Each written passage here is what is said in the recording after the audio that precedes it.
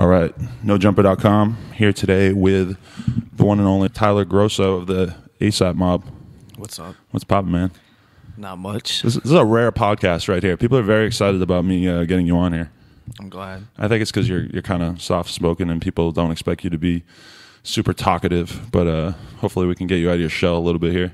We'll try. Yeah, and I got him actually cropped out, but your lovely girlfriend and not my lovely girlfriend are here right now too, so... No, I'm saying. All right, so let's start off with the fucking nitty-gritty. Like, where were you born and what was your upbringing like? I'm from Charlotte, North Carolina, a smallish town. Right. It's been me and my mom basically all my life. What, you didn't have a relationship with your dad? Nah, he I think he left when I was like 2 or something. And he was just, I would never really hear from him. I get a letter in the mail or some bullshit, but him just like lying and shit, typical dad shit. Was he like into drugs or something, or was he just not there?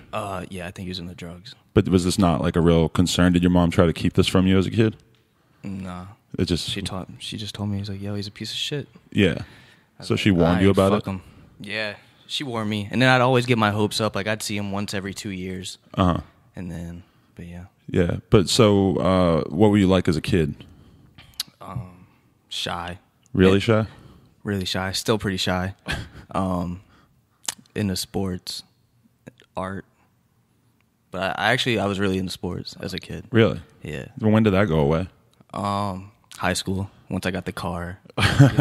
You're freshman in high school, you got the car. Then, start talking to bitches. Well, can you identify like a point though where you might have started to think that you were like creative or interested in art and fashion and music and this kind of thing? Like, do you see any seeds of that early on in your life? I mean, honestly, Odd Future, like Tyler, the Creator, Earl Sweatshirt, they got me into streetwear. Just I would see them wearing shit and I'd be like, damn, that's fire. So then you got curious about the brands and everything? Yeah. It was like Stray Rats, Dirtbag. Those are my 2 favorite clothing brands. Still are. Like freshman year of high school, and I was just really into that, and so then I was like, fuck it, like I want to make a brand. Were you always interested in music before that? Yeah. For Odd Future though, like were you just kind of like a standard rap kid, or I know you were emo head.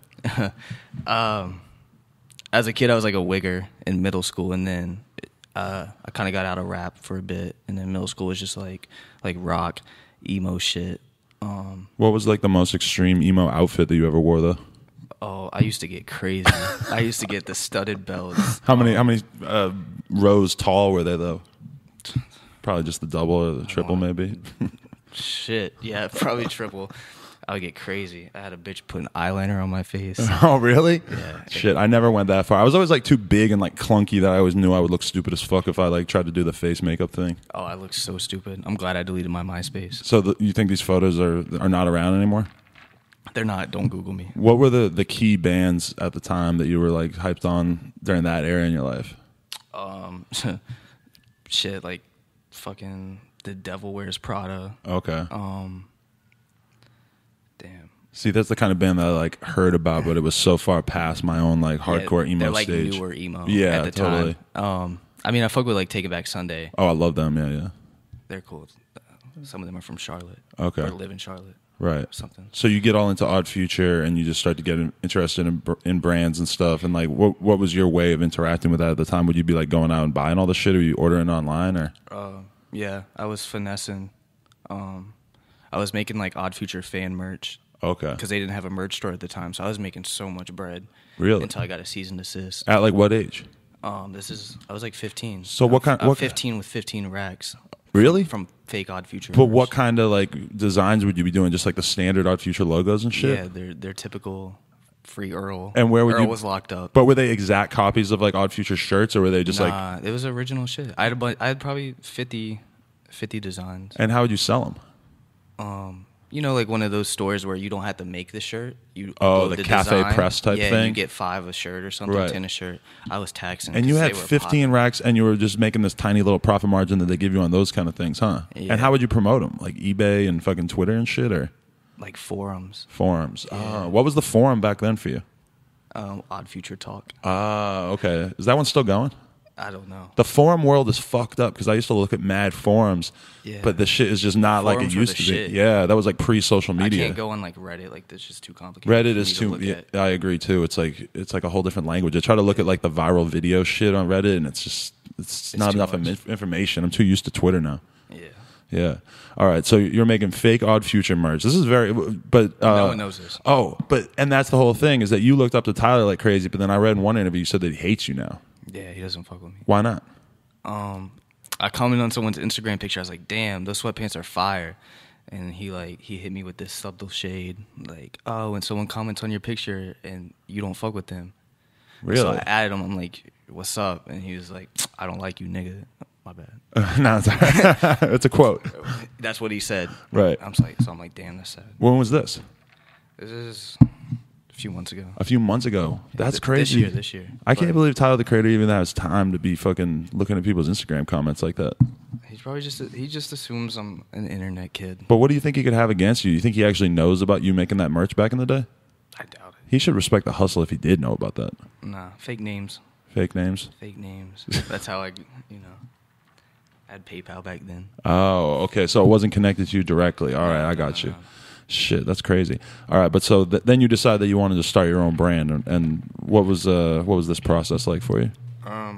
Well, I was like in high school. I was the only club I was ever in, or I was in 2 clubs, but graphic design club. So I was in that every day as my favorite class. But my teacher was just like, "Yo, we're gonna make shirts for a project." And so I made it as like, damn, this shit fire. And he was just like, yo, you should do your own clothes and stuff. So I did it. Shout out to Mr. Primo. That was his name? Mr. Primo. Mr. Primo? It was spelled crazy, though. It's like Premeau something. Oh, okay, There's some X's in there. Like a French thing? Yeah. Okay. But wait, so at this point, did you switch from doing like the pre-made online thing to the more official shit? Okay, so then how did you get started with the screen print? You just hire somebody to do it for you, or were you actually like involved with this? Well, I would, like in class we could make shirts using screen printing, but it's just mad. It takes so long to screen print a shirt. I'm so lazy. Yeah. I can't sit around and do that, so I paid people. Right. And so you were just like really into doing the design work yourself or whatever? Have you always done like all the designs yourself with all your stuff you ever made? Yeah, up until this year when I hired a kid to draw for me, just because I can't draw, but everything else always been me. All right. So what was the first brand that you started? It was called, I think it's called Botch. Botch. Like the band. You said you think. You know. If you no. I've had like, I think I've had 3 clothing brands, so I can't remember which one came first. I'm pretty sure it was Botch. Okay. And I think I was still in high school because I think a newspaper did an article on me or something. Okay. And so at this time, like, were you popping like in your school? Was that how you were promoting it? Like, how were you getting it out there? I was kind of popping, I was friends with everybody. Okay, yeah, I was gonna say, were you popular in high school? The popular kids, the hood kids, like the sport kids. Like, but you say you're shy. How did you become friends with all these people? Because I just had like a don't give a fuck attitude. In school, like I barely went to school. I was just funny. Like I didn't do my work. Like so, kids just fucked with me. Did you get in trouble in school a lot? Yeah, I got suspended my last week of school. For what? Watching Ninja Turtles on YouTube. Like I hacked into a teacher's thing not to change my grades, just to watch like a movie on YouTube. Could you have changed your grades once you were in there? Oh yeah. Really? I was thinking about it. That's pretty bad. You're like Ferris Bueller. You ever see that movie? He does that, I believe. Yeah. I watched it like a year ago for the first time. That's a sick movie. Fucking. All right. So you hacked in there just to watch a YouTube video? I don't even understand. It wasn't the last day of school. It was like the last week of school though. And so I hacked in just to watch like a movie in the library. And then they called me to the principal's office. They're like, yo, you're suspended for a week. You're not graduating, yada, yada, yada. Holy shit. But did you graduate? Yeah. They let it through? Yeah, I couldn't go to like the practice walks and shit. Uh-huh. I had to just show up. And like, I didn't know if they were going to call my name or not. Like, I'm standing in line, like freaking the fuck out. Like, if they skip me, it's so quiet. Like, it's embarrassing as hell. Wait, but so you were at the ceremony and you weren't sure if you were going to get called or not? Yeah. What the fuck? I got suspended mad times in my senior year, but then like the only repercussion was that they didn't let me go on the senior cruise. Oh, my parents were bummed. There was a cruise. I didn't go on it. Oh, yeah. I didn't go, but I heard about it. Like there was a cruise that you could like pay money to go on, and my parents thought that this was like because they were really surprised that I graduated high school. So like to them, they thought this was a really good thing. Then they find out that like, oh, you got arrested for fighting like 10 times this year, so you can't go. So that was a whole situation at the time. Damn. You get in trouble a lot in school, or just that one time? Just that time. Yeah. Yeah. Interesting. I didn't fuck with the teachers. I didn't talk to them. How old are you right now? 22. Just turned 22. Okay. Were you doing drugs in school? No. Only I did like I've never fucked with weed. I hate weed. Really? Yeah. One time this girl gave me a Xanax. I didn't know what a Xanax was. One time? Yeah, one time. What age was one this? Time. This is sophomore year, so I was like, I don't know, like 14, 15. Okay. She gave me like 2 bars. I had no idea what a Xanax was. Like I'd never heard of it. She just goes, just take these.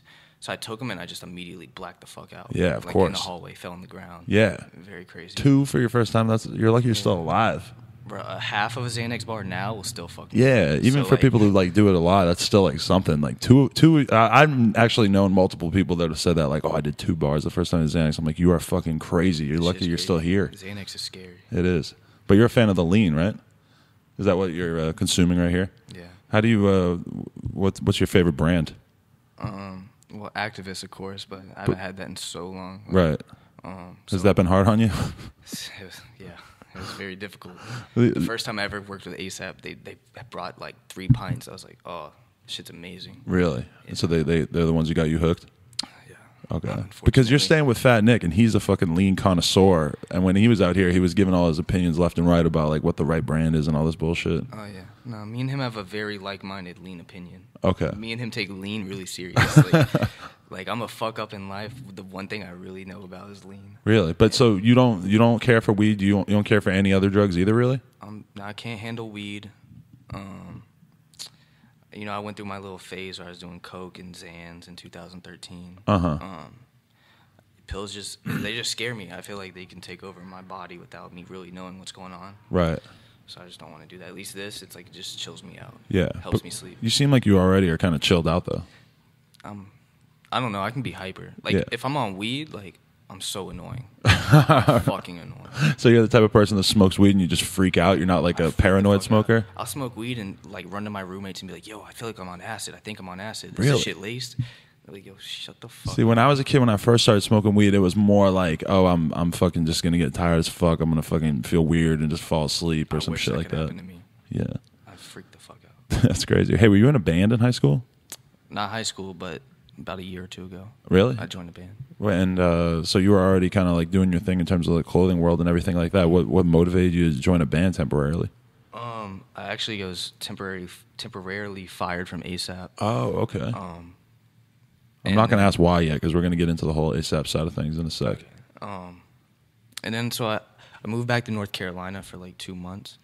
And like I love hardcore music. Like me and my friends, none of us were in bands at the time really.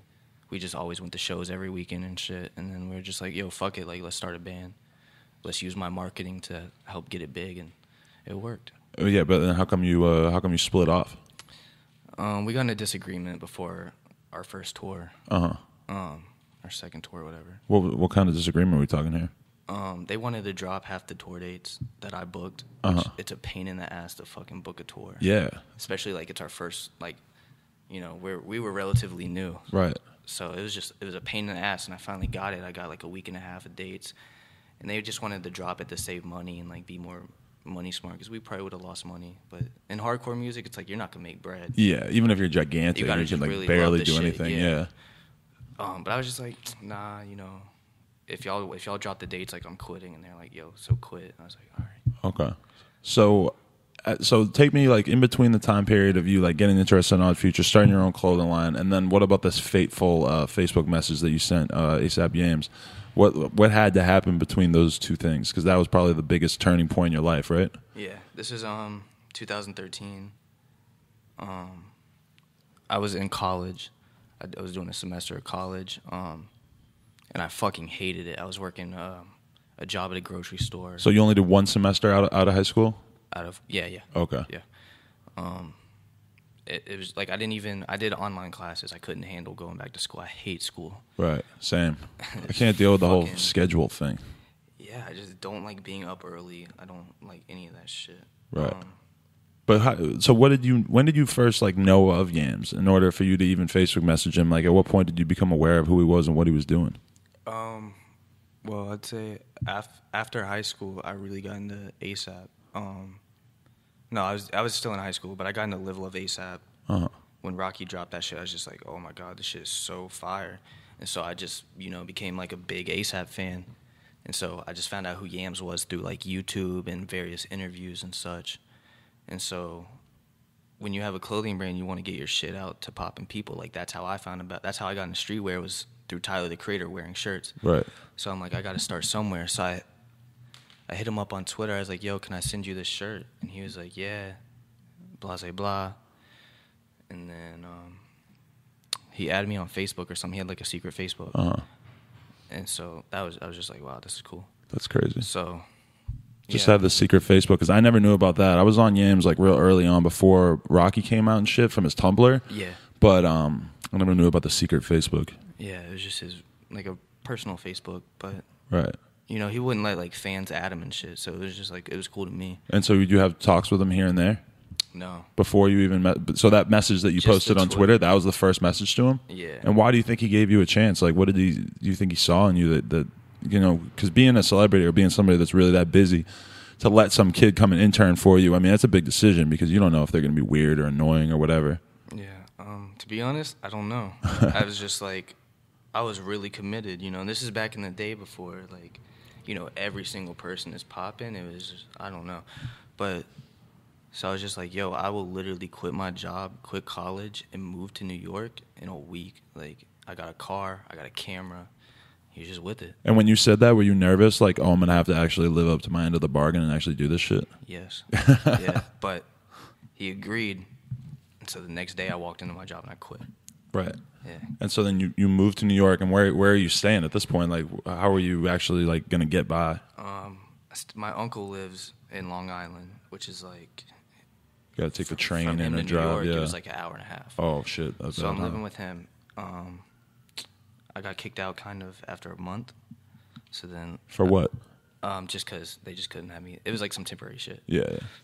So from there, my mom doesn't know this, or no one really knows this, but I was like living in my car. Oh shit. Okay. Sleeping on subways. Like I was kind of homeless, like drifting.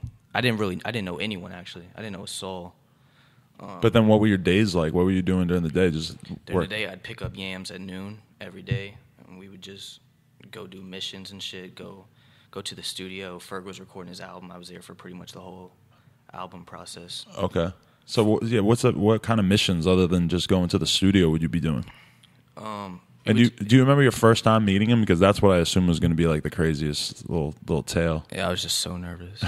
I couldn't talk. And what was he like in person? Because I've talked to him one time before he passed, but what was like the vibe that you got from him right away? Was he very accepting of you in real life as well? Yeah, he felt like, I don't know.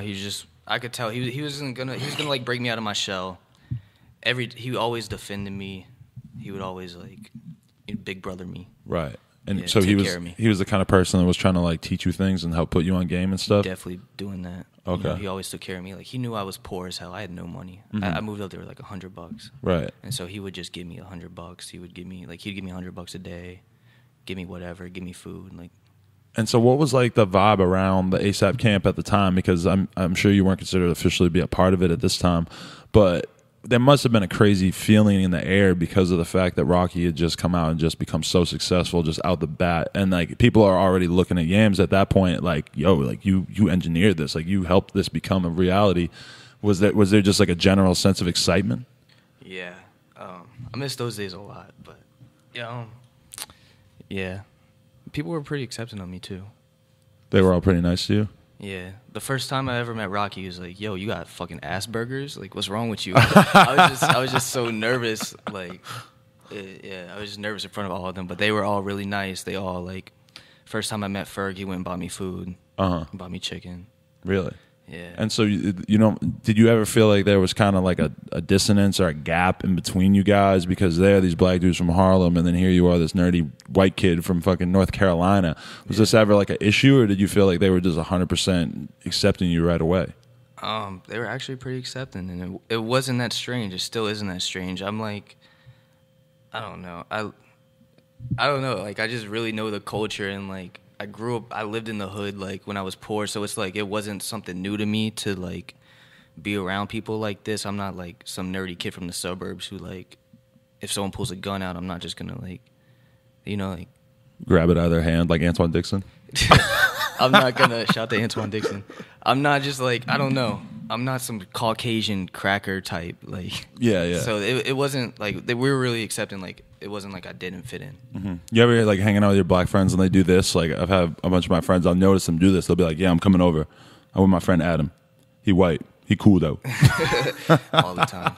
Always, right? Because like that designation of like he's white is like to the other dude listening, it's kind of like, oh, so is he like a fucking reporter or a snitch or is he a fucking cop or I'm team light skin. Everyone in ASAP tells me I'm light skin. Yeah, that is good. Yeah, just on the far end of being light skinned. I'm not white. I'm not black. I'm just light skinned. All right, so Ferg's working on his album and everything, and you see this whole process going on. How long were you out there? I was out there like for a while. But how long were you homeless? I guess is the real question. I was homeless for. Let me see. I was homeless, and then Ian let me move in with him. Ian Connor. Okay.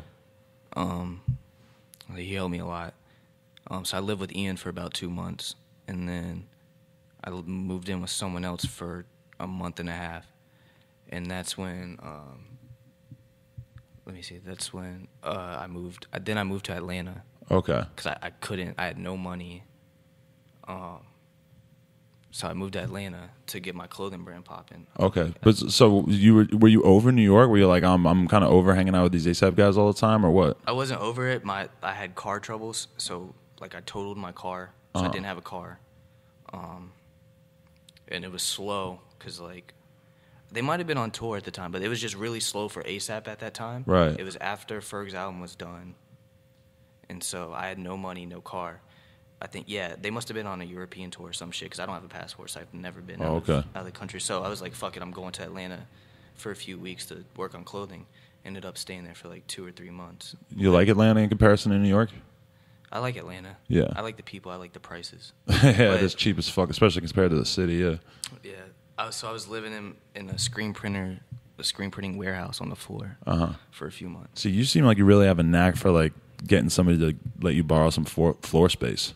I do. I slept on the floor last night. Is that like a recommendation that you would give to kids out there that are trying to make it? You got to sleep on a lot of floors. Yeah, you definitely do. I still sleep on floors to this day at some people's houses. Yeah, dude, I probably slept on the floor like at least 10, 15 times in 2015. Oh yeah, I've slept in my car so much that it was like a second home. Dude, I hate sleeping in the car. I'm too fucking tall for that shit. Yeah, it's awful. Oh, it's so bad. It's awful. Oh. And it's like people think that it wouldn't be that bad to find a place to sleep, but in reality, like you can't really just go sleep outside.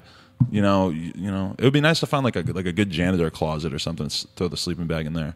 Yeah, that's pretty much what the screen printing shit was. I was just sleeping on piles of like printed clothes, dusty clothes. I was just sleeping on that shit. Right. And so then, all right. So did you ever end up moving back to New York after that, or did you stay out in Atlanta for a while? Yeah, I moved immediately after that. And I got my first apartment on my own in November 2013. Okay. Yeah. And so then, what were you doing to make bread then? Well, the clothing brand was stupid popping. Really? Okay. For me back then, like I was making a lot of money for my age. Okay. Off a streetwear brand. And were you still fucking with the forums, or were you mostly on social media at this point? And just social media is when I started. That's when I really started popping. So I was getting money off that. And then I started getting paid from Yams. Okay. Around that time. Like a real like salary. We were finessing. Sometimes you got to finesse the label. Oh, okay. Oh, so he gave you like a staff position like through the label? Yeah, I would direct music videos. Ah, okay. Get paid for that. Is that the kind of thing that you ever actually would do, or was this completely exaggerated? No, I would do marketing and design shit. Okay. So we'd get paid sometimes like that, but right. I've never it never said like ASAP intern or ASAP assistant. Okay. You get paid $1,000 a week. It was never like that. Right. We were trying to get that. Who were the key people that got the clothing line popping? Like people that wore it, that helped you get the word out there and shit like that. To be honest, not really anyone. The only only popping people I had in my clothing brand or in the clothes back then was the ATL twins. Oh, okay. They did the like one of the first lookbooks for me. Right. For the Love, like met them and I met them same day and they did the lookbook for me for free. Why'd you hit it up with them so good? They just knew that your shit was tight? Well, no, they asked Yams. They were like, "Yo, should we do this or not?" And Yams was like, "Yo, do it." Like, like the kids got the vision, and so they did it, and it worked out good for everyone, I think. Hey, but so you being in that position, was it weird for you, like knowing that, like you want Rocky or Ferg or whoever to like rock your T-shirts, but at the same time, like, did you feel comfortable just being like, "Yo, like, can I take a picture of you in this T-shirt?" Because that's obviously kind of like a weird. You don't want to take advantage of your friendship. I've actually never asked any of them to be in the clothing, like, I don't know. Like, see, that's the thing. I'm never gonna do too much. I'm never gonna say, "Yo, Rocky, wear my shit. Rocky, wear my shit." Like, I see people do this all the time, constantly to people they don't even know. People are friends too, like, that are mutual friends. They do this. I'm just like, that's not gonna make people fuck with it, right?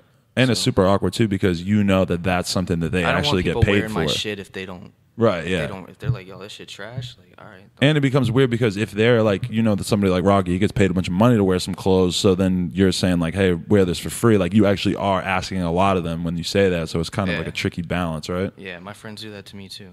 What, they'll ask you to wear this shit? Yeah, and I'm not feeling it. I'm just like, I don't want. Do you have? I can't be mean. Yeah, but do you have to make the decision completely based on like the quality of the shit? Like, if you like it, I'm down. If you don't like it, you got to be real with them. If you only make one sale a year and I think it's fire, I'll wear it for free. Hell yeah. Well, that's what's up. All right, so fast forward from like you moved to New York, get your place. Like, what kind of stuff were you doing at that time? Like, besides getting paid to be a fictional music video director? Heavy drug use. Oh, okay. So you were all up in it at that time. Yeah, that was my peak. Me doing anything that came my way. And was that a thing with like the whole mob? Was everybody fucking around with that? Because I always hear that those guys like to indulge a lot. No, I mean they would do Xans and lean. That's it. But do you think it was bad? Was it like dangerous? No, I might have been doing more than any of them at the time. Really? Yeah. So yeah, like I don't know. That's like kind of a weird thing to talk about, but was it around that time that Yams passed? Yams passed this year. Okay. In January. A lot of the shit online isn't true. What kind of stuff?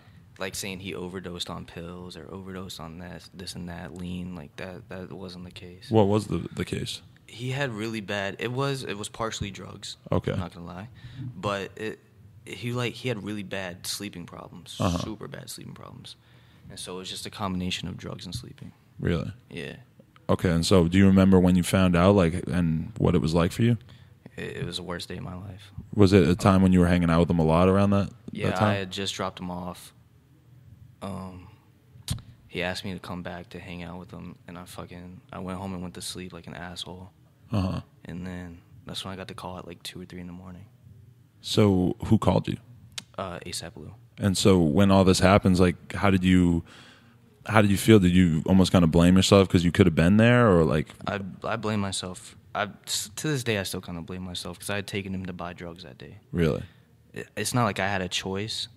You know, right, that's my because job. that was just what you were doing. I could lose my job if I didn't take him to do what he did. Right. What he wanted, but yeah. So what was the mood for everybody? Because, I mean, I know how important he was to everybody in the crew at the time and how important he was to not even just that, but just in music in general. Like, he was at a point in his life where he had everybody looking at him. Like, you can't understate how crazy it is to have somebody like John Caramonica come and write a fucking story about you for the New York Times. Like, he was at that point. You know, what was the vibe with the rest of the mob when that kind of shit, that happened? It was awful. Everyone was just depressed. We were all crying and shit. It was just we've been sad for like since it happened. Like, really, you feel like the mood has definitely changed. Really? Yeah. What was the mood like back then, before, in comparison to now? It was just on some world domination shit. Like, we're taking over. Like, Rocky was about to be done with his album. It was Flacco Jody season. Yams was so excited about the album coming out. Right. He loved that album. We listened to it every day in the car. Like the raw edits, you know, it's missing half verses and shit. He loved that shit. Right. Yeah. So damn. You know, he was just really excited for the record to come out, and then I think he passed away like a month before the album came out, a month or two before it came out, it just fucked everything up. Like the moods changed drastically. Yeah, did Rocky change the album after Yams passed, or was it pretty much already like finalized? It was, for the most part, it was done. He probably added more stuff. Because that probably would have been a crazy thing for him. And I mean, like, the tone of the second album was so different than the first album that I think a lot of people might have speculated, like, oh, Rocky kind of became like a different person or had a different perspective where all of a sudden he's talking about psychedelics a lot more and all this stuff. And is there any truth to that, or is it more like that's just what he was feeling like musically at that time before Yams passed? Well, like the first album, it was more... It's his first album. The record label makes it like, yo, every song has to be a single. Right. It wasn't really what Rocky wanted to do. Uh-huh. This was more Rocky being Rocky. This is Rocky and Yams being back on their like Live Love ASAP shit. Right. Really working together, because they didn't really work. From what I've been told, because I wasn't around, they weren't really working together like on the first album, like how it should have been. Like it wasn't organic, you know. Right. But so you think Rocky was like real genuinely upset about that? Because I think a lot of people kind of felt that way about it. Like even in interviews, you'd see Rocky sort of dodge the question when people asked him how he felt about the album. Like it just seemed like there was a bunch of outside forces that were affecting it. Yeah, it hit Rocky pretty hard. Yeah. And especially because, like, was Yams, like, super involved in his creative process? Like, that's the vibe that I always got. Was everything had to get the okay from Yams. Okay. He was, like, the big boss. And what kind of boss was he, though? Was he super picky, like he would tear apart the littlest details of everything? Or was he more, like, accepting and appreciated everything? It was both. But if Rocky made a song and Yams didn't fuck with it, he'd be like, yo, this shit trash. Like, we're not dropping this. Right. But would that ever get bad? Would Rocky seems like he's probably got an ego on him to a certain extent. Like, he wouldn't be able to take that criticism too easily. Yeah, but... At the end of the day, everyone just knows, like, you know, Yams really knew, like, what to do. He knew the culture, like, and that's what I think a lot of people maybe didn't realize about the whole Rocky Yams, like, dynamic, was that Yams knew hip hop so well, and he was older, and then you had Rocky who was younger, and like, but Yams like put that soul into him, like showed him so much game in terms of like whether it's clothes or music or beats or who to work with and everything. Like Rocky had this like genius in his corner that was like coaching him and molding him into something that could be bigger than he probably could have been on his own. Yeah, facts. That was the perspective I always had, especially like just from observing him on Twitter and Tumblr and seeing his whole trajectory, you know? Mm-hmm. All right, so after Yams died, like what did you change your path in life to? Like what was the change after that? Did you stay in New York? I was a mess. I did stay in New York. I didn't know what to do. I quit drugs. That was the first thing I did. Clean, like totally? Yeah, cut it out. It was done. I just got back on the lean like a month ago. Oh, okay. But everyone quit drugs. I don't know. I just didn't know what to do. Not to sound selfish, but I didn't know where my life was heading now. Right. I didn't know if these guys were still going to take care of me, because at the end of the day, it was Yams who brought me in. Right. So I didn't know what to do. I was a wreck for a few weeks, and then I got a call, and they're like, "Yo, we're going to take care of you. Like, you're ASAP at the end of the day. Like, we want you to move in." So I actually moved into where Yams' room was. Really? Yeah. Was that kind of spooky, or was that a smooth transition? It felt weird. It was sad more than anything. Right. But it's not really spooky to me. It's like we treat that house like it was like Yams. Like it's where is this house? It's in Brooklyn. Okay. And this was like the official ASAP house at the time? They had just got the house. Oh, okay. That night they were throwing a big party. Uh-huh. Like to, I guess, celebrate moving in pretty much. What about like everybody else, like Ferg and all the other dudes in the crew? Did they have a hard time like getting back in the zone in terms of like making music and like going on with their lives, or was there just this like long period of just not being able to really do anything? Yeah, we didn't really know what to do. Yeah. People weren't really making music, it kind of slowed down. Right. Yeah. That's crazy. So at what point, like, did you feel like you kind of did you ever get inspired again to like, to start making moves again, or to start to get motivated about your career? Did you ever slow down? Super slowed down as we speak. Yeah. I don't know. My whole life plan has just changed drastically. I used to have the most proper vision. I was just going to follow Yams' footsteps, let him mold me to whatever I ended up doing. Uh-huh. But now I don't know what I want to do. I don't know where I'm going. What about your clothing line, Super Radical? Like, how, where do you see that going? And like, what is it? How would you describe how it exists right now? It's very slow right now. I wanted it to be big drops every season, or every month actually. but I haven't been dropping. The last collection I dropped was in the summer, I think. But I really want to pick it up. I'm just, I'm trying to make it bigger. I don't want it to be just me anymore. I want it to be a bigger company. I want people working for me. I want to get it out to more people. So is that part of what slows you down with it? Is just the fact that it's like so much work. Like you put out a shirt and then you have to actually deal with like shipping it out and all this crazy stuff. Yeah, and everyone who knows me knows I'm the worst at shipping. Is that why you have all these kids accusing you on Twitter of scamming them? Yeah. I hate that fucking word. A kid won't get a shirt for a few weeks and then they accuse you of scamming. I'm not scamming. I'm so lazy and irresponsible. You'll get your shirt. It just takes me so long. That's why I want someone else. I want to hire a kid to do this for me. Dude, you got to hire a kid that was like you like 3 years ago or whatever. Yeah, I don't see it in anyone. I want to hire a kid I want an assistant so bad to just work with me and let me teach some things, but I just don't see it in a kid that really, really wants it. But isn't that crazy that Yams took a chance on you without really knowing shit about you? And like you could have been. I don't know what the fuck he was thinking. I have no idea. Yo, he was. I see. That's what I was wondering. I wonder, like, if at that time, if there were other kids like you making similar like proposals to him, or if it was just kind of the fact that you were the only one that was like, I will be there next week. I will be there. That might have been it. I never really asked, but yeah. I was persistent in his Facebook messages. Yo, do you remember exactly when you officially started to be considered ASAP, or when they like officially put you down? Is there a ceremony? Do they like tap a sword on your shoulder and shit? I've been beat into ASAP before. Really? Yeah. Describe this beating. It was just a little body shots by my man ASAP 12E. Really? Yeah, but I guess you could say the first time I really felt ASAP was when they taught me the handshake. Oh, really? Yeah. I'm not going to try to do this handshake with you, but how many different steps are there inside of the handshake? It's just Okay. I think I've seen that before. Easy, but yeah, that was at Ferg's Trap Lord release party. That they came up with a handshake? No, that they showed it to me. Oh, okay. They threw their hand out. I'm like, what? I don't know what to do. They taught me. Right. Yeah. Who are you the most close with out of the crew now? 12E. And Lou. All right. And so, I don't know, like, what kind of conversations do you have with those guys? Like, are you not really involved in, like, the music side of things so much anymore? I'm doing a lot of, like, creative direction with 12E right now. Okay. It feels good for me. That's what I want. I think that's what I want to do, I hate the word creative director, but I want to be something like that. Right. So that's what I'm doing with 12E right now, which is benefiting both of us. It's teaching me a lot of things, but that's what I'm doing. I forgot the question. Just like in terms of like, are you in communication with like the dudes in terms of the music shit, or do you think dudes are even really focused on the music stuff at this point? No, they're focused on like I said, 12E's on his bullshit right now. He's got a whole mixtape ready to drop. He could drop it today if he wanted. So we're just working on that, working on music video ideas, working on merch for him.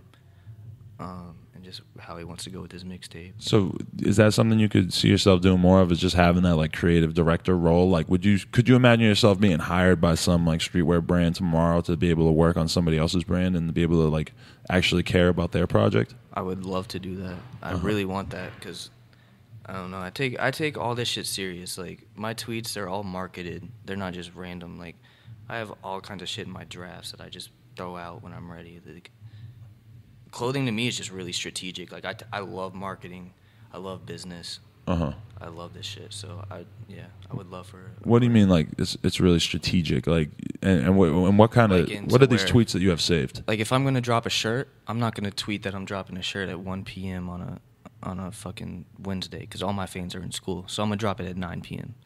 When I drop clothes, it's always at night. It's not on a Friday or Saturday when people are out. It will be on a Thursday or Sunday. Is this because you're actually paying attention to like the analytics of when stuff does best? Yeah, I just know like if like because I know how I am. If I'm out at a party on Friday, I'm not going to be on the internet looking to buy clothes. Yeah, nighttime in general is like even 9 p.m. I guess 9 p.m. in New York, Eastern time. Yeah, totally. Yeah, that's why you have a real advantage being in New York because you got that 3-hour window where like I was just on vacation in Florida with my family and just being able to have that 3 hours. Like if I wake up at 9, it's 6 in California, so you have this huge fucking head start. Don't take that for granted. That's awesome. Yeah, to be able to just one thing I love about New York. Yeah. So, are you planning on making the move to California? Definitely. Probably January, first week of January. What is it about California that you find more appealing than Brooklyn? I just have more friends out here. I miss the suburbs. California reminds me of the suburbs. I'm seeing houses and shit just spread out. Yeah. But it's still popping, so it's not like New York. I just feel claustrophobic and like fucking cold all the time. Yeah. There's just not much moves to make out there anymore. You really feel that way? Isn't there just insane nightlife shit in New York all the time that you could be going to if you wanted to? It's awful. Everyone does so much. It's so annoying. The scene is awful. Does so much drugs? Is that what you were about to say? And no, it just does too much. Like, they'll walk up to the security guard and say, "You know who I am?" And like, no, nobody knows who you are. Is it really crazy? Like, even just rap shows and stuff, you're constantly dealing with that. Rap You shows deal with suck. that. You see that in LA a lot too. And it's just like overcharging. Like, rappers won't go on. They won't perform until 3 a.m. and Yeah. they're charging 30 at the door. No one wants to go do that shit. Yeah. Damn. Hey, so when you go to rap shows and shit, do you get recognized like crazy? I do. Really? Yeah. How is that for you? Is it awkward or is it weird? It's awkward, but I'm not gonna lie, I love it. I love attention. Yeah. And what's the most common thing that people say though when they come up to you? They're like, "Are you Tyler Grosso?" Yeah. But they don't like bother to like try to name off like, "Oh, you're the dude who did this," or "You're the dude who did that." They'll come to me and be like, "Oh, I bought a shirt once," yeah. or "Yo, you blocked me on Twitter." I'm like, yes, why are you talking to me? Yeah, maybe you should just not talk to me. See, that's the weird thing with me though, is it's like, "Oh, you the on some shit guy," or "You the guy with the podcast?" It's like there's always like a different little thing, or is it like, "Oh, you're Xavier's friend?" Like that's the really weird thing. It's like, yo, I've been building like a BMX brand for like 10 years, and now I probably get more notice for like being Xavier's friend. Well, that's around here more so, but Oh yeah, I mean that happens to me. People will be like, "Oh, you're Pouya's friend." Like, I mean, yeah, but like that's not why I'm like who I am. That's not my like main. That's not what it says on my resume. Like Yeah. 2015, I was friends with Pouya. Yeah. How'd you start hanging out with him? I think we followed each other on Twitter a few years ago. Uh-huh. I didn't even know he was a rapper. I just thought he was like some internet like Twitter like funny kid. Yeah, he kind of is. He is. He's funny. He's a Twitter. He He's reminds a me little of Twitter me guy. so much. But yeah, I think we met at a show or something, and now like not really Pouya, but like Fat Nick, like the Buffet Boys, like that's my family now. Yeah, they're awesome, right? Yeah, they really take care of me. Really nice guys. Yeah. I think Yams was like an early Pouya supporter at one point, wasn't he? Really? I have no idea. I think he might, because you know how that's the crazy thing that Yams. Everybody has a story during the certain generation about like underground rappers who were like, yeah, Yams like hit me up and like showed me love and blah blah blah. Like Bones has that story, and Oh, yeah. you know all these different dudes. The day Yams passed, he was trying to FaceTime Bones. Really? Yeah. Hey, so what's your perspective on how that Bones and Rocky song came about? Was that Yams' idea? That was 100% Yams' idea. Really? Yams told Rocky that has to happen. So Yams heard "Dirt" by Bones and just said like, we need to like. Was it his idea to use that song? Like, let's remake this song. You could do this. I don't know if it was that song exactly. I just know that song is 100% from Yams. He just wanted Yams them to work really together. fucked with Bones. Right. He fucked with him hard. That's crazy. But yeah, so you do want the people to know that you're not a scammer and that this is not intentional. I'm not a scammer. I'm just the most irresponsible person you'll ever meet. I'll have my rent money and I'll have it due in 2 days and I'll go spend it on fucking clothes. Really? Yeah, I'm so irresponsible. I'm sorry. You're gonna get your clothes. I'm just. Hey, when was the first time that you like really started blowing crazy money on clothes? Like what was it that did it? This like year. This year? Yeah. And what kind of stuff is the kind of shit that you're willing to ball out on? Just like this Palace sweatsuit. Oh shit! I Okay. probably dropped $1,000 this week at the Palace store. Oh really? The one in LA? Yeah. What is it about Palace that has you going so crazy for them? I don't know. It's what I want my brand to turn into, is something like Palace. It's just like they don't give free shit out really. Really? Yeah, like everyone's got to pay except me. You just said that you fucking paid for it. Did you ever get free shit from them or not? Yeah, this is like the Palace pop-up store is the first shit I bought from them. Okay. I just get it through someone in London. Right. For free, usually. Do you get hooked up with a lot of shit for free from clothing brands, or is Yeah. that a hustle where you have to kind of like network and like send out these emails, or is it just you take what comes to you? Both. Uh-huh. Yeah. Are you into like fancy ass designer shit too though? Is that the kind of I'm stuff? starting to get into that shit. Yeah. My new name is Gucci Grosso. Really? Yeah, I'm obsessed with Gucci right now. And what's like the most you spent on some Gucci though? I haven't paid. Luckily, I've been handed Gucci for free. Really? Yeah. I By- don't know. by who, give Ian? me Lou, ASAP Lou. Okay. He'll wear something once and give it to me. He'll just throw it at me. Right. He'll be like, hey, fuck you, and then throw clothes at me. Has Ian influenced you a bunch in terms of like style and the fashion shit? Yeah. Yeah? Yeah. In what way? I mean, I still look up to Ian. Uh-huh. That's someone who really knows how to market his fan base. He knows everything he does is calculated. Right. And I'd probably learn how I do my shit from him. What would in what way? Like, what have you learned from him? We're talking about Ian Connor. I don't know if I ever said his last name in this. Connor. How to finesse. He taught me how to survive. Like, I gotta give mad props to him. What about when people accuse him of being like a scumbag and acting like people act like he's a scammer or some shit too? Nah, Ian's a good kid. Yeah, he's a good kid. He's just. You think he's crazy?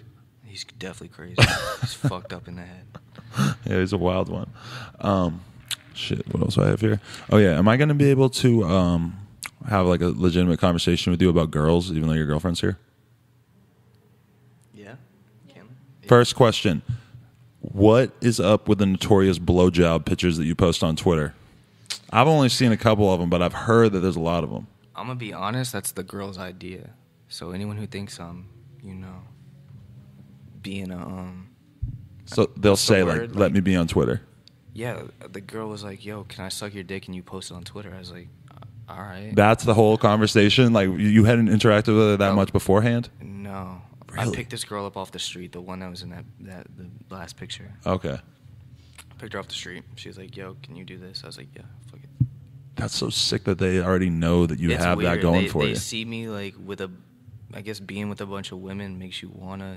Yeah. Well, a certain type of girl sees you fucking a lot of other girls, and then they want to be on that list. But then there's another type of girl that does not want to be on that list at all. Yeah, shout out to those girls. See, that's the weird thing, man. I had this fucking threesome on Snapchat when I was just super fucked up at one point, and like it was just every fucking girl I ever talked to in my whole life either came out of the woodwork to tell me like, you're a piece of shit, I'm never talking to you again, or yo, let's hang out next week when you get back. Yeah, they see you're a bad boy and you don't give a fuck. And girls like it. Girls like that. Yeah. Girls don't want, someone who's not fucking. How would you describe your game? My game? I don't have game anymore. I'm not to sound like egotistical, like prick, but I don't know. Girls just probably want me for my followers. Right. You just take it as it comes now because you don't really need game in your opinion? Yeah, I had to spit game with my girlfriend now. Why is that? She's higher quality? She probably curved me like 3 times. Really? Yeah, maybe more. Damn. I'm glad she doesn't have a mic so we can't ask her opinion and we can just talk about it right in front of her. What was it about her that stood out to you, though? She's just, getting curved. When you get curved, it just makes you want someone even more. So. Right. But don't you feel sometimes like the fact that you fucked all these girls, it makes it harder for you to give a shit about one girl in particular? I know I'm speaking from my own experience here, yeah. Yeah, kind of. It's hard. I'm not used to like I like her. I haven't liked a girl in so long, in years. Yeah. So it's all foreign to me. I feel like I'm back in like high school and middle school, like having real human feelings. We didn't fuck for weeks, like, Do you ever think that though, that like them not letting you fuck is like that's their way of keeping you on the hook and somehow tricking your brain into liking them? It might be. That totally is what it is. Girls always do this shit. It's like a test, Like, oh, if I don't throw him the pussy, is he gonna come back for me? Exactly. Yeah. I did. Because have you ever liked a girl like you thought you kind of liked her and then you fucked her like right away and you were just like, nah, never mind. Banged it on her. Never talked to her again. Yeah, exactly. I like how the girls are just sitting here giggling because they know that we're right about everything that we're saying right now. They love it. Hey, were you ever the type to fly girls out? Nah. No, that's not in the repertoire game? Nah, they're not worth that much. No.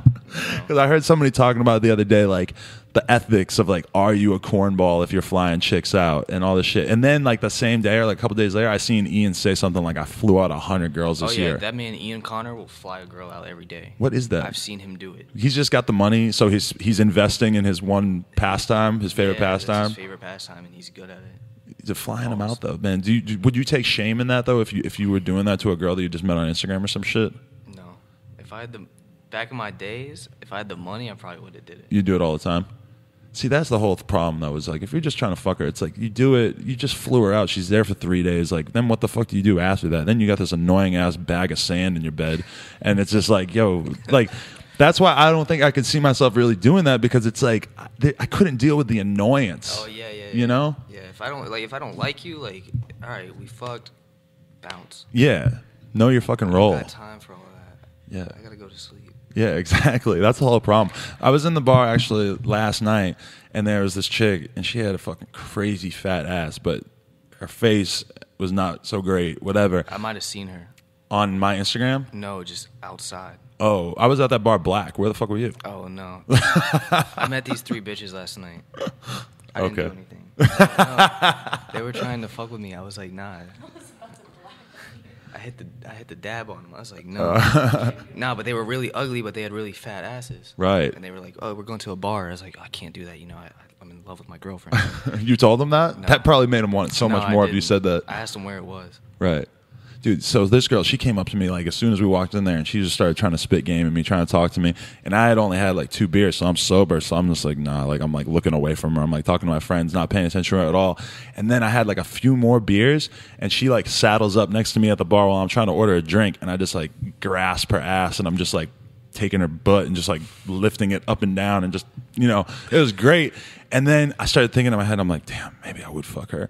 And I was just like, that's crazy. Like 4 beers just changed me from no way in hell to like maybe I'm down. But then she was just gone. Luckily, I didn't do it because she was just gone. It also depends on the time of the day. Right. Like, if you're really ugly at 4 p.m., no. That's If true. you're really ugly at 3 a.m. and I got the crib to myself. Totally. And if you're on drugs, if you're drinking, if you're doing something like that, If I'm drinking, it could change your whole state of mind. Yeah, I could make her a rock star for one night. Hey, what does lean do to you sexually? Is this a good drug for having sex on, or is it bad? Bad. I'm going to go home and fall asleep. Really? Yeah. Did you have to get super leaned out to do this interview? Yeah. Really? I got nervous. Oh, that's cute. See, I always think that like it's weird because I've seen people sit right here and do coke or like smoke a ton of weed or do dabs, and it's like everybody a lot of times is trying to figure out like the different potion that they want to do that they think is going to make the interview more comfortable. For me, I drink caffeine, and not right away. I drink it like a couple hours before or maybe a little bit during it. I'd rather be like uppity, like on my shit, because I don't get nervous really anymore. Yeah. I still get nervous. Okay, because then you mentioned like, oh, I might be able to get you a Skepta interview. Then I got nervous, like, and immediately I was just like, oh my god, because I was just like, I'm not worthy of that. Like, I don't know how to fucking act around Skepta. I probably could. It'd probably be all right, but that would be a nerve wracking experience for me. He's a good guy. He's really humble. Yeah, he seems like the coolest dude ever, but I'm just like obsessed with his music, you know. And I kind of so like have like that little fan thing because like if you listen to somebody that much, you got to kind of trip out when you meet him. Yeah, yeah. That's how it was with like Rocky. Yeah. How'd you meet Skepta? How'd that come about? My friend Oliver, my best friend Oliver, he lives in London. I don't know exactly how he met Skepta, but he's like a part of his crew now. So whenever Oliver comes into town, it's usually with Skepta. So me and Skepta have been like bonding the past few weeks. Like he came to my crib, he stayed there. He took me out to dinner the other night. So Skepta's not above sleeping on the couch or the floor? Skepta slept on my couch the other day. Really? Yeah. That's good. He seems like he's kind of tall. I feel like he might be like he's off tall. the He end looks of the like couch. Fucking Michael. He's like the London Michael Jordan. Yeah. Did you guys get along really good though? Yeah, yeah. He's so nice. I love London people. Yeah. They're so nice. Don't you just like listening to people from England talk? Yeah, I steal their slang all the time. Yes. I noticed you said man's. Fucking Yeah, I was man's, like, in yeah. it. In it. Yeah. And it's a good one, yeah. Wagwan. Oh, there's so many fucking funny ass ones. Yeah. See, I've known about Skepta for a while, like longer, because I got all these like BMX pro friends from the UK, like Dan Lacey and all these guys, and they've fucking more in tune with grime shit, you know? Yeah, yeah. He's been around for a while, right? Yeah. Yeah. But I think it's just really, really caught on lately.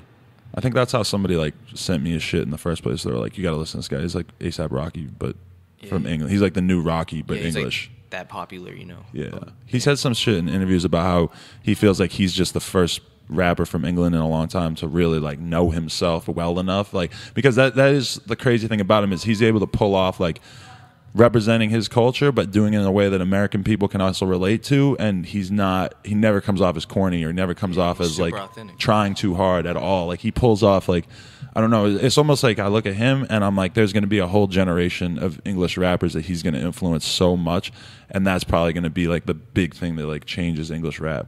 yeah. Maybe I should be saying British rap. I don't really know. He was working on some music last night. That's crazy. I'm pretty sure he's working on an album. Really? Yeah. I think he definitely is. But that's the crazy shit about Skepta too, is that like he'll put one song out and work that song for like 2 months. Like he's so rare with like putting shit out like very infrequently. Yeah. Last night he was working on some Pharrell beats. Yeah. Pharrell was at the studio. Really? That's crazy. Hey, so I had this quote too, is Tyler's game is basically he mopes around all the time and then teenage girls throw themselves at him. That's essentially it. I feel like I'm emo. Yeah. But you pull it off good. Like I've known dudes like It's this not my like whole I life. want to be sad. I'm just sad. Yeah? I hate my life. Describe your sadness though. Like what makes you sad? I'm just never happy. Really? I feel like I don't have any friends. But that's not true. I know some of your friends. You have friends. They're not like people that would like just check in on you. Like, I want a good, solid friend that's like, yo, how you doing? Yeah.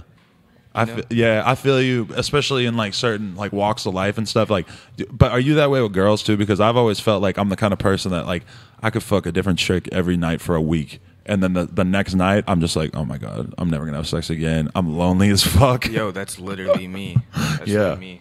I feel like at this point in my life, I need a girlfriend to keep me somewhat happy. Yeah, it could keep your mental state healthier. You know. Yeah. Like if you have that part of your mind taken care of, then maybe everything else will work out a little bit better. Yeah, I'm used to being alone all the time. Yeah. Much. Like everyone's always on tour, and like I don't really have friends in New York like that anymore. Right. So yeah.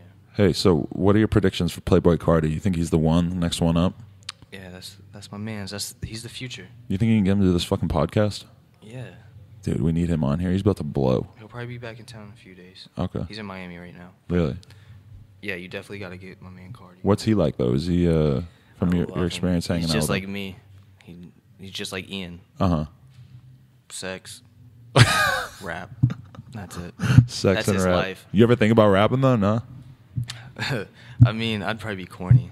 Yeah. I need to make like R&B music, like The Weeknd or some shit. Oh, you really think you might have the capacity to do that? No. You got to meet like the right producer that'll like know the tracks. If I was good, I'd be killing it right now. Yeah. Like but I don't have faith in myself like that. I'd rather just be in a band. Your ability to get pussy is going to be like way more annoying if you start making like weekend style music. Oh yeah, they'll literally throw themselves. Yeah, but you also might just fuck the shit up because you might like put out a corny ass mixtape and then everybody takes a second look at you and they're like, Like oh. Stitches. Yeah, you see Stitches get knocked out. Yes, you heard he got knocked out again.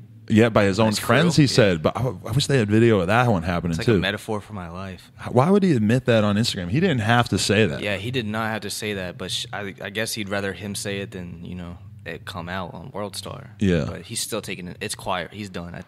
His career is over now. I think he was already done in the first place. It's He was just never like, but he just had that image. Like I was always like, damn, if he meets up with someone, he's gonna fuck them up. Right, That's a yeah. big kid. That kid's only 18. But at the same time, it's like I don't care how fucking tough you are. If you run around acting super tough like that, it's like motherfuckers have guns. Like Yeah, I don't care how good you can The game fight. would fuck him up. Yeah, If the they game would have ever fucked him up. I'm But, glad like, his manager manager's, did like, it. This tall, you saw. Yeah. That? It's crazy. It was beautiful. It's like it's like, but that's just so corny to be like. That's how rap always was. It was like everybody just acting so hard, and that just seems so stupid and pointless because it's like nobody is that hard unless you have a fucking army of dudes with you all the time, and even then you could still get caught slipping. You know? Exactly. That's how I feel. It's whack as hell. Hey, Ass Pizza DM'd me and he said, "Ask Tyler about the Happy Man. Just please trust me." Oh my god. What is that? Our stalker. Oh, Like a legitimate stalker. is he gonna be hyped when he sees this? My stalker, probably, bro. But like, what That's kind of just stalkerish frightening. things does he do? All right, so like me and Ass Pizza were chilling, and I get this text like, "Yo, it's Happy Man. I broke my leg. I got killed, or like my family got killed. I'm at your car, like jacking off on it." He's like, "I love you. Like I'm in love with you. Please come outside and see me." I got freaked the fuck out. I grabbed something like a crowbar or something, ran outside, like I was about to pop off, and then like, so we're at someone else's house. Then like a week later, and they're like, "I see you. You're on floor 7, number whatever. I see you." So this in is the real. window." Like he's actually naming off where you were and Yeah, shit. Me and Ass Pizza were getting the text and shit. What the fuck? So he would text both of you, and you have no idea how he got Talking your number or anything. crazy. Like it obviously was someone who was like fucked up in the head. Like, Right. It wasn't even like just pranking someone. It was just like really creepy shit. And you have absolutely no clue who this person could be or anything? No. Damn. It was like a Connecticut phone number. Like Really? It got to a point where I grabbed my roommate and we went and got like a strap and hopped in my car. Really? Yeah. That is really fucking scary, man. So do you ever think about like talking to the cops or like doing anything like that about it? No. No. I don't want to talk to cops, but it was to the point where we were really about to go bang it on him. But I haven't heard from him since. Wow. See, this girl I know, who's actually the one that helped set up this interview, she fucking had one of these stalkers too that was Yeah, like she hitting told her me. constantly. And hers actually climaxed with the guy showing up at her work and like the dude got arrested and all this crazy shit. Like, I mean, damn, I hope I never have a fucking stalker. I got people making memes about me and shit. That's kind of like having a stalker, but at least I knew who they are. I'm not like worried about them showing up at my house or anything. It's weird. It's sus. I don't like the stalker part of this this lifestyle, you'd be willing to trade in that part? Yeah, definitely. It's so weird. That's crazy. Yo, so how many more days left you got in LA? I leave on Wednesday to go to Texas, and then What are you doing in Texas? I'm just going to meet up with people. I started this thing called the Players Club, which is like, it's like what Ben Trill used to be. Okay. It's going to be like, have merch. It's going to be DJing. It's going to be doing creative direction. It's going to be directing music videos. So we're going on I booked a little mini tour. We got 3 shows coming up this weekend where we're DJing. We got people performing. So you just charged to get in. So is this something you've been thinking about doing, is like just putting on events and shit? Yeah. Nice. That's what I'm thinking about doing a monthly thing in LA with someone from the Buffet Boys. Oh, yeah. That'd be sick. That's what I like to do. I like to party and get paid to do it. Yeah. As douchey as that sounds. No, that's real. That's like every single kid out there is just literally listening to that and thinking like, fuck, that's what I want to do. It's nice. I want to party and get paid for it. And finding out how much you can get paid to throw a party and get fucked up is insane. Yeah, that's where the money's at. Because like rappers and shit, they can't make any money selling albums anymore, so they just... Yeah, it's strictly shit like that. That's crazy. So what about the clothing line thing? You see yourself getting more motivated in the near future, or what? I hope so, because I'm in such a creative drought right now. That's why I hope this LA thing will help me change my outlook on that. Making the move. Yeah, because I'll just be sitting in New York, like, just staring at my computer, like, I'm not feeling it. Are you a person that needs to just be... You need that, like, creative moment to hit you? It all depends on my mood. Yeah. I can't, I don't know. I like... It's when I'm just in a very good, positive mind state. That like the ideas come? Yeah, I can't be, like, fiending for money and worrying about making a solid collection. Right. But do you ever feel like that hunger that you had when you were super young and you didn't have anything else, like when you really didn't have an option when you first started a clothing line, do you feel like that's the mentality as well, like when you really didn't have anything? Yeah. It's the same as, like, when a rapper wants to be popping, they really give it their all on their first shit. It's a whole nother thing to make it as a rapper once they're big. Yeah, it's like you get adjusted to this lifestyle to where you're already popping, you don't need to prove yourself anymore. Right. That's how I feel like about my brand. Like, a lot of people know about it, and I can drop anything and it'll sell out. I could drop a picture with this on it, it'll sell out. How many are we talking though that you would make in a run in terms of like? I don't make that much. I only make like 50 per design. Yeah, but that's not a lot. You could just run through that real quick. I don't like making it. I don't like clothes really stocking it. Right. I like it being exclusive. Yeah. That's dope. Hey, you said you got kicked out of ASAP at one point. What the fuck was that? Oh yeah. All right. So Rocky had just got his new Soho apartment. And so Yams is taking me and this other kid there, and he's like, "Yo, when you go in here, don't take any photos, or Rocky will beat all of our asses." So I'm like, "All right, like that's simple for me. I didn't do shit." This other kid, however, when I wasn't paying attention, took a photo of me and put it on Instagram. And one of the homies snitched. Flacco saw it, blanked on Yams, and Yams didn't really know. Yams thought I posted the photo. He wasn't paying attention. He's like, "Yeah, you posted a photo, blah, blah, blah. You got Rocky trying to run the fade with me. So it's quiet for you. You're done." I didn't even get to explain myself. I didn't get to tell him, "Yo, it was the other kid you brought with us." Right. But so, yeah. So Yams wasn't trying to hear that? Nah. And then...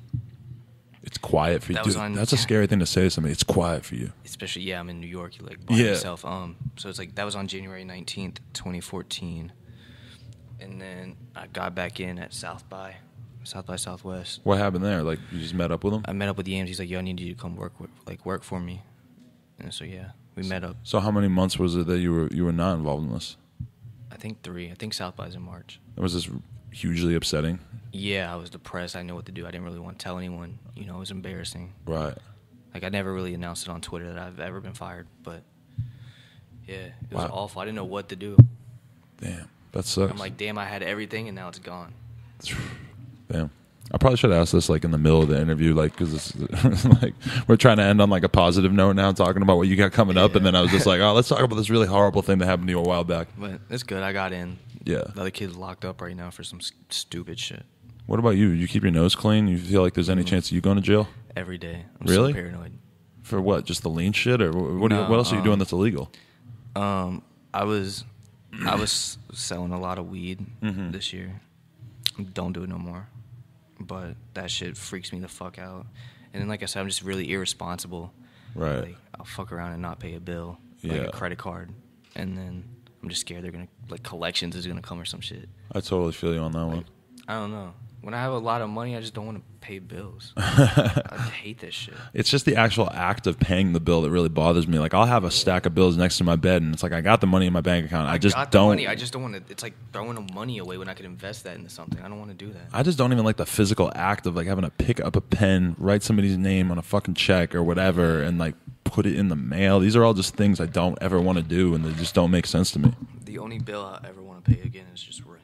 Right. I don't want no credit card bills, no car bills. And even that, you just have the shit deposited straight out your account, and then you can just forget about it. That's why I have to fucking do that with all my bills. Like, I had my boy Alfredo set up most of it for me, but you just got to get all your shit like direct deposited, paid straight out your account. Yeah, I need something. I need an accountant. It's good that we're now giving like very reasonable, like child-friendly advice for all the kids out there, because they watch these interviews, like the one with Ian and stuff. I hear it every day, like, oh my god, that interview was just pure inspiration about Ian's, about Zach's, about like all these people. And like that's when my homegirl recommended that I interview you. She said that she's like, he's like the dude that like tons of these fucking kids look up to, so you should definitely get on that one. I was like, you're right, that's a good point. And hopefully a lot of kids stop hating me. At least they see I'm just that. Probably think I'm just some like internet douche kid. Like, well, you're not an asshole. You're just bad at mailing things. I'm actually really nice. You do seem really nice. I will give anyone the shirt off my back. Like, yeah, because this interview almost didn't happen because my friend Xavier Wolf had a little problem with you at one point. He did. Because of old ASAP shit, I'm assuming. What, did you say something weird on Twitter at one point? I was trying to remember what it was because I honestly couldn't even remember why we had beef. And then I remembered I tweeted, "What are the Water Boys?" I'm from the East Coast. Y'all are from this coast, so I really genuinely didn't know what it was, and it was taken the wrong way. And then I saw it was like Xavier Wolf and Chris Travis, and last time I had heard they were Raider Clan, right? And so there's OG ASAP Raider Clan beef. So me being immature and thinking I was a shit just snapped off on them, but I was in the wrong.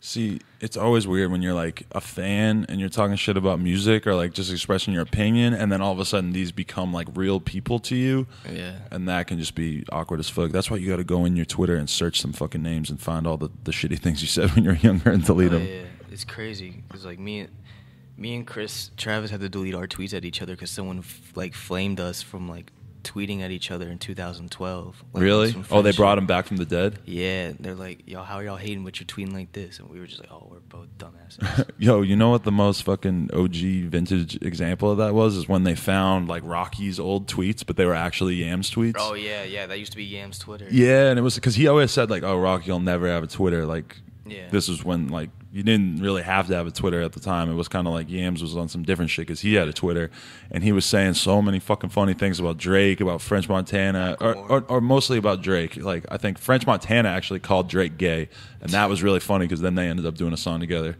Yeah, it's fucking hilarious. Hey, can I bring up one name, and maybe we can end the interview with this? A kid asked, why does he hate Travis Scott? I fucking hate Travis Scott. Why? Because this is the story for all the kids who've been waiting. Okay, let's hear it. For years to hear this. I almost forgot to ask this. That would have been disastrous. All right, so it was 2013. Me and Ferg's brother were meeting up with Ferg. So we met him. He's like, yo, hop in the car. And then we realized, oh, there's 8 people in Ferg's Uber. He goes, yo, go hop in that car behind us. That's Travis Scott's car. It's just Travis Scott and his manager in there. So me and Ferg's little brother hop in the car, and we drive up to a club. It's like pouring rain out. And we pull up to the club, and Travis Scott goes, yo, get the fuck out of here. And he just kicks me and Ferg's brother out in front of the club in the pouring rain. I was just so tight. Really? So I fucking hate Travis Scott. Forever, just because of that one thing? Yeah, because, like, we weren't going to go in the club for 30 minutes. Uh-huh. So, one, like they only had 2 people in a big SUV. Like, we Right. weren't doing anything. We weren't talking to them. We weren't annoying them. He kicked me out in the rain and had me staying out there for 30 minutes. But it just seems like everybody has a story about what an asshole this guy is. Oh, so many people hate him in the industry. Yeah.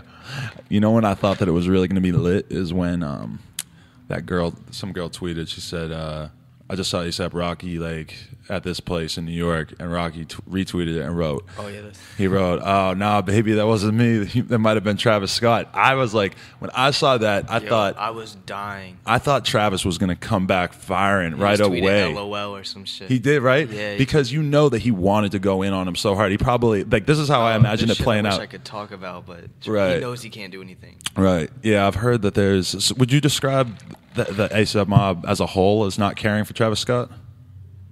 I don't know how much I'm supposed to really talk about that. But Yeah. I mean, when Rocky, things have came together between the two parties. I've- Backstage at events and shit. right, I know, and I've heard these stories too, and I wish that I could relay them, but it's not like my place to make them public, and I know you probably don't want to do the same thing. Yeah. Say anything, But when Rocky said that, I mean, like obviously Rocky's not saying that unless he wants to kind of like he was like poking him a little bit. yeah, because Travis had said some shit like, "Oh, I'm not ASAP Rocky." Right. At- Oh, to on that one TMZ kid, he or like some hit shit, the kid yeah. or something, right? He Yeah. like screamed at him, so Rocky just had to let him know. A big difference between Travis Scott and A$AP Rocky is that Rocky's like pretty talented. So that's like one reason why I would kind of draw a line in the sand right Definitely. Yeah. They're super different. I don't get the hype on this Travis Scott. Yeah, I mean, it's weird because like his album is dope. Like he has a lot of good songs on there. I just don't buy into him as a person. I just look at him and I'm like, I don't like his character. Yeah. He's got some bangers. and that's why I don't understand all these fucking festival kids that are going crazy for him and they're like actual Travis Scott fans. It's like it's one thing if you like his music. Like I will listen to his album. His album's dope. But do you really like look at this guy and you like him? Like you think this is somebody that you want to support? Like it doesn't add up to me. Usually fans aren't really like that these days. Yeah, I don't know. I don't even feel it. Like I don't even really like Kanye West. Really? Yeah. Why is that? He kicked you out of Uber? No, I just don't get the hype. I don't understand. I'm not a fan of his music. It might be because you're too young, man. Like I've been riding this Kanye wave for like 15 years. No, I got into Kanye when he got his jaw wired shit. Right? Yeah, me Through the too. Wire Okay, song. yeah. That's the first song I got into. But I don't know. I don't like rap like that. Like Oh, you don't listen to that much rap? Aside from rap, aside from Pee Wee Longway, ASAP Mob, I really don't listen to rap like that. I listen to mainly hardcore and shit like that. Okay, so you think that's something that like separates you from a lot of kids out there who only listen to rap? Yeah, if you only listen to rap, you gotta get cultured. Yeah. I'm about to start listening to jazz and shit. No, fuck, I don't like jazz. Jazz is too all over the place. It's like masturbatory, you know. I feel like I'm like listening to some guy jerk off with a saxophone or whatever. Yeah, yeah. I need a strong hook, I'm trying dude. to get into blues. Okay. Because, What's your favorite Blink-182 song? damn, what the fuck is the name? I like Feeling This. That's my shit. Okay. Because Homegirl told me to ask you about a video of you throwing up gang signs to a Blink-182 song. Oh yeah, I was definitely throwing up gang signs during I Well, Miss You. Well, yeah. What were the gang Throwing signs? up, blood and Just shit. trying to make some up, yeah. Yeah. We were throwing up blood during You consider yourself a blood?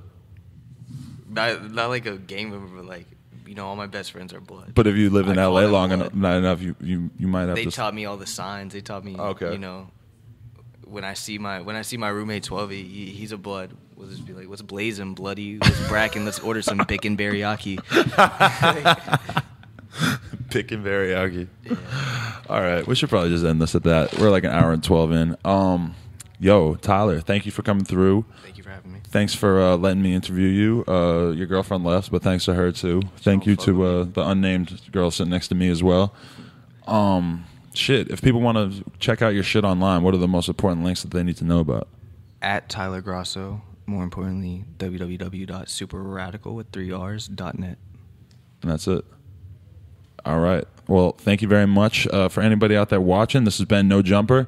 We are generally known as the coolest podcast in the world. Definitely the coolest. Don't fuck with anyone else. Word on the streets. So check us out on SoundCloud, YouTube, and iTunes. My name's Adam22, and thank you very much for tuning in. Peace. We've got new episodes coming out every week, sometimes 2 a week.